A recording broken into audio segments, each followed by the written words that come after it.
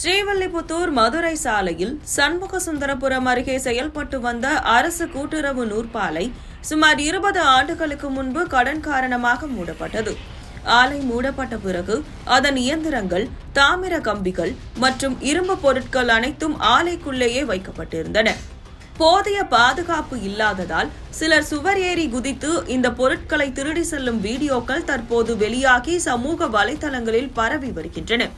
பல ஆண்டுகளாகவே இந்த திருட்டு செயல்கள் நடந்து வருவதாக அப்பகுதி மக்கள் தெரிவிக்கின்றனர்.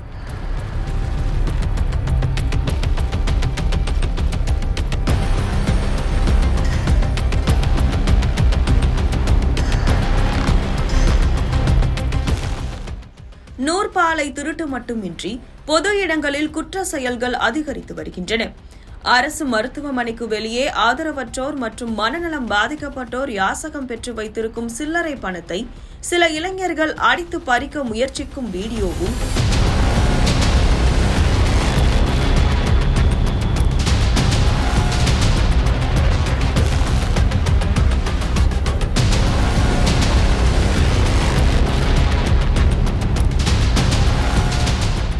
நூற்பாலை அருகே இருசக்கர வாகனத்தில் சென்று கொண்டிருந்த ஒருவரின் செல்போன் பறிக்கப்பட்டு அவர் புலம்பும் காட்சிகளும் வெளியாகியுள்ளன.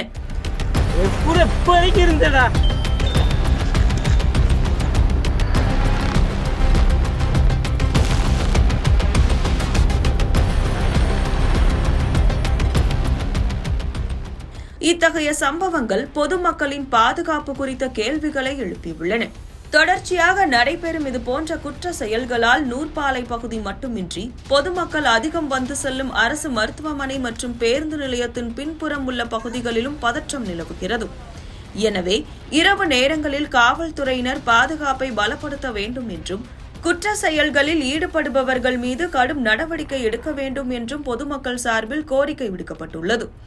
இந்த சம்பவங்கள் குறித்து காவல்துறை உரிய கவனம் செலுத்தி குற்றவாளிகளை விரைவில் கண்டறிந்து நடவடிக்கை எடுக்க வேண்டும் என்பதே அனைவரின் எதிர்பார்ப்பாக உள்ளது.